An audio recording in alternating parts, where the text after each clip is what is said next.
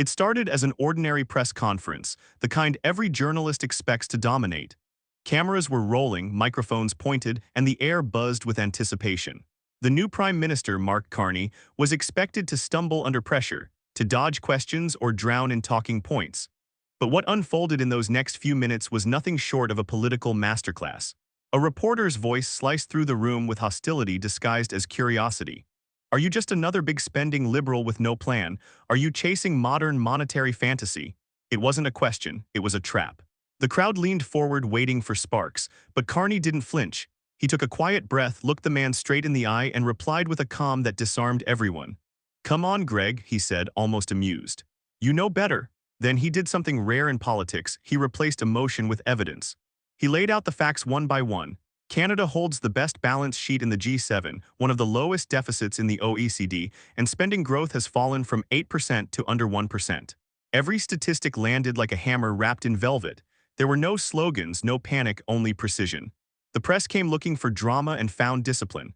And when Carney ended with, "Hopefully you had time to read the first page of the budget," a ripple of uneasy laughter broke the silence. That single line would travel across the nation before nightfall. Because in that moment, Canada saw something it hadn't witnessed in years, a leader who didn't perform strength. He embodied it. The air in the briefing room was thick with skepticism. Journalists weren't there to understand, they were there to provoke. Every camera lens was fixed on Mark Carney, the man critics claimed was too calm for politics, too rational for television. The first journalist, Greg, adjusted his tie and went straight for the throat. "Prime Minister," he began, his tone dripping with accusation, "after years of deficits, is there even a plan? Or is this just another case of political spin dressed up as policy?" It wasn't curiosity, it was a calculated strike. The question was loaded, the language deliberate, designed to draw emotion, not answers.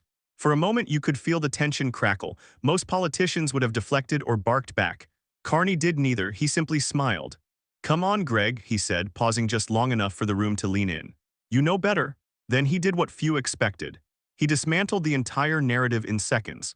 With the composure of a professor correcting a half-read essay, he explained that Canada holds the best balance sheet in the G7 and the second lowest deficit among all OECD nations. He described how his government was cutting duplication, eliminating waste, and reducing spending growth from 8% to under 1%, all while improving services. The room fell silent. The ambush had failed. Every statistic Carney cited felt like a quiet rebuke to years of lazy narratives. His tone never wavered, his rhythm never broke.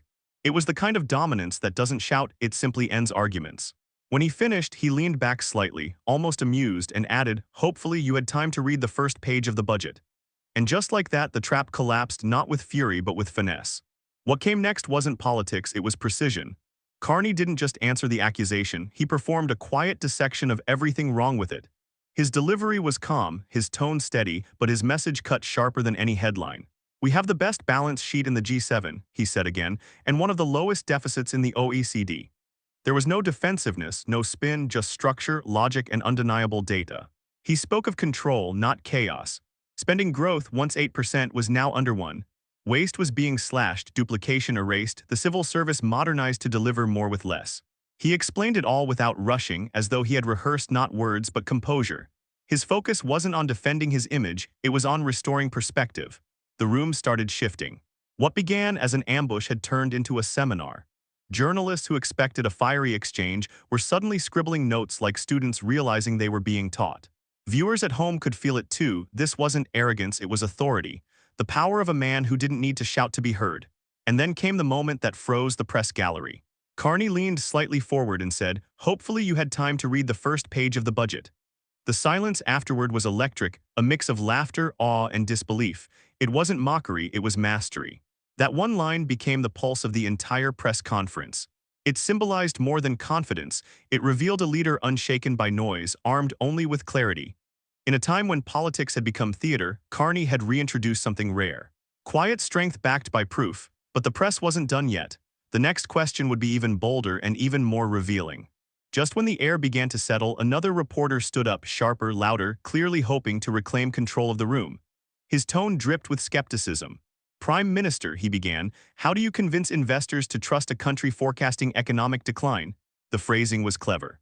It wasn't a question, it was a verdict. He had already declared the economy doomed and expected Carney to scramble. But Carney didn't scramble. He smiled faintly, turned toward the reporter and said, "I'm sorry to correct you, the forecast is for growth." The room paused. That single sentence changed the energy entirely. He didn't raise his voice or wave papers in protest. He just introduced the truth, quietly, confidently, like a man reminding the world that facts still matter. Then he elaborated. According to the IMF's latest data, Canada is set to grow at the second fastest rate in the G7, behind only the United States. He acknowledged the challenges, tariffs, global instability, political uncertainty, but pointed out that even through all that noise, Canada was still moving forward. "It's not decline," he said calmly, "it's growth, just not yet at the level Canadians deserve." That final phrase struck a chord. It showed humility without weakness, optimism without delusion. The tone wasn't triumphant. It was grounded, and for the first time the press found itself listening instead of arguing. Within minutes, clips of that exchange flooded social media. Viewers praised his restraint, analysts called it a masterclass in composure, and even skeptics admitted he had turned misinformation into a teaching moment. But Carney wasn't finished. The next moment would make headlines around the world not because of economics, but because of something far more symbolic. Halfway through the press conference, the discussion took a stunning turn. After an hour of questions about deficits, growth, and tariffs, Carney paused, adjusted his notes, and delivered a line no one saw coming. "I'd like to take a moment," he said, his tone steady but meaningful, "to welcome Chris D'Entremont, the Member of Parliament for Annapolis Valley, to our government caucus." For a second, the room didn't process it. Then the realization hit: a Conservative MP had just crossed the floor to join Carney's government. Cameras snapped, reporters exchanged glances, and the once hostile room turned chaotic. In Ottawa's rigid world of partisanship, this was nothing short of an earthquake. A veteran Conservative had just defected to the very administration he'd been criticizing months earlier. Carney didn't celebrate or gloat. He simply nodded toward D'Entremont and said, "At this crucial moment for our country, his decision is exceptionally valuable and important." That was it, no dramatics, no applause. Yet that restraint made the statement even more powerful. Political analysts later called it the quiet coup. It wasn't just about one man switching sides, it was about confidence crossing ideological lines.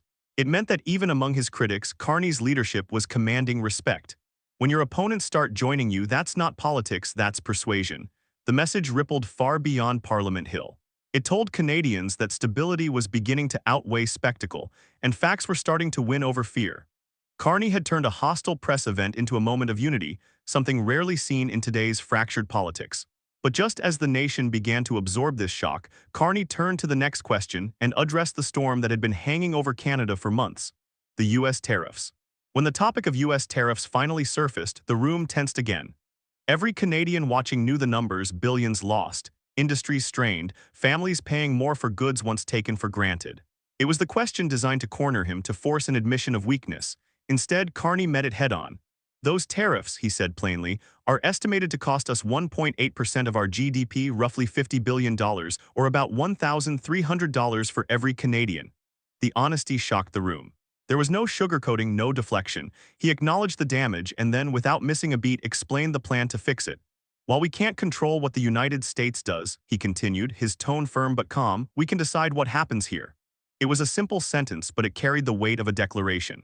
In that moment, he wasn't reacting to Washington's aggression, he was redefining Canada's response. Then came the reveal: Budget 2025, a $1 trillion national investment strategy aimed at igniting growth from within. It would mobilize capital into clean energy, green manufacturing, and innovation, industries that couldn't be tariffed, industries that would define Canada's next century. That, Carney said, is how we get our money back and more. The statement wasn't political theater, it was a blueprint for sovereignty. He reframed loss as motivation, turning economic pressure into a rallying cry for independence. The silence that followed wasn't confusion, it was respect. Even the toughest reporters couldn't find a counterpunch. For the first time in decades, a Canadian leader wasn't asking what Washington would allow. He was declaring what Canada would build. And that calm defiance, rooted in numbers, not noise, marked the true beginning of a new era. By now, the tone of the entire press conference had changed. What started as an interrogation had turned into something symbolic: the birth of a new posture for Canada. Carney wasn't just answering economic questions anymore. He was outlining a philosophy. A quiet rebellion, one built not on confrontation but on confidence. For decades, Canada had lived in the shadow of its southern neighbor, its markets, its trade policies, even its tone often dictated by Washington. But as Carney spoke, the shift became undeniable. "We choose to move forward, we choose Canada," he had said earlier. Now those words carried deeper meaning. It wasn't a rejection of alliance, it was a declaration of independence. He explained that tariffs, uncertainty, and external shocks were challenges, not excuses.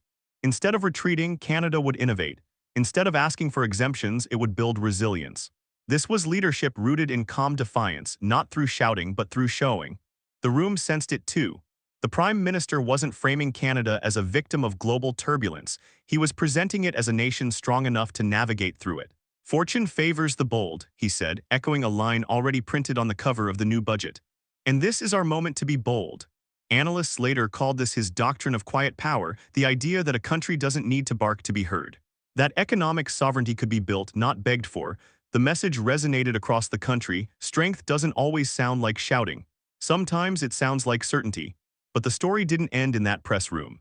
What happened after the cameras stopped rolling would prove just how deeply this message struck, and how far its echoes would travel.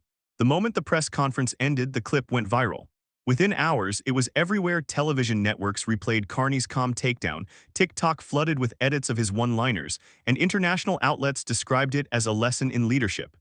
Even the most skeptical commentators were forced to admit the Prime Minister hadn't just survived the ambush, he had defined it. Across Canada, reactions poured in. Supporters called it the return of real leadership. Critics struggled to find an angle. There was no meltdown, no misstep, no headline to twist. What could they say when the facts had been delivered with such composure that outrage had nowhere to go? It wasn't charisma that won people over, it was clarity. In coffee shops from Halifax to Vancouver, people replayed the moment he said, "Hopefully you had time to read the first page of the budget." It became a national meme, but also a national mirror. For years, Canadians had watched politics drown in noise. That day they saw something refreshing: competence without arrogance, confidence without chaos. Foreign investors noticed too. Global media described Canada as the most stable major economy in the West. Bond yields tightened, and interest in Canadian partnerships quietly surged. The world was watching, and for once it wasn't looking at the US for cues. Inside Ottawa, even opposition members admitted privately that Carney had reset the tone of Canadian politics. Calm had become strength. Facts had become the weapon. And as the sun set that evening, one truth lingered in the national consciousness: this wasn't just a press conference. It was a turning point, the day Canada stopped reacting to the world and started leading it in its own quiet, deliberate way. When the cameras shut off and the crowd dispersed, what lingered wasn't noise, it was stillness. The kind of silence that follows a performance so controlled, so deliberate, that words feel unnecessary. Mark Carney had done what few leaders manage to do in a world addicted to outrage. He proved that calm isn't weakness. It's dominance disguised as restraint. That press conference wasn't about defeating reporters or silencing critics. It was about redefining leadership in a century drowning in spectacle. Carney didn't sell slogans or demand applause. He restored the idea that truth, when spoken with composure, can outlast any shouting match. In that hour, Canadians saw the contrast between noise and nuance, between chaos and command. And for the first time in a long time, they saw themselves reflected in leadership that felt measured, modern, and unmistakably Canadian. The symbolism extended beyond politics. It reminded the world that Canada's strength has never come from bluster, but from balance, a nation that leads not through intimidation, but through intelligence. "We can't control what the US does," Carney had said, "but we can decide what happens here." That line will likely echo through classrooms, debates, and boardrooms for years. Because it captured something bigger than policy, it captured identity. The North's quiet confidence, the belief that facts still matter, that calm can still win. And that's what Northern Pulse stands for: stories where truth cuts through noise and leadership isn't measured by volume but by vision. So if you're tired of the shouting, stay with us. Because in this new era of global tension and endless headlines, one truth remains: calm isn't silence. It's power, the kind that builds nations, not just narratives.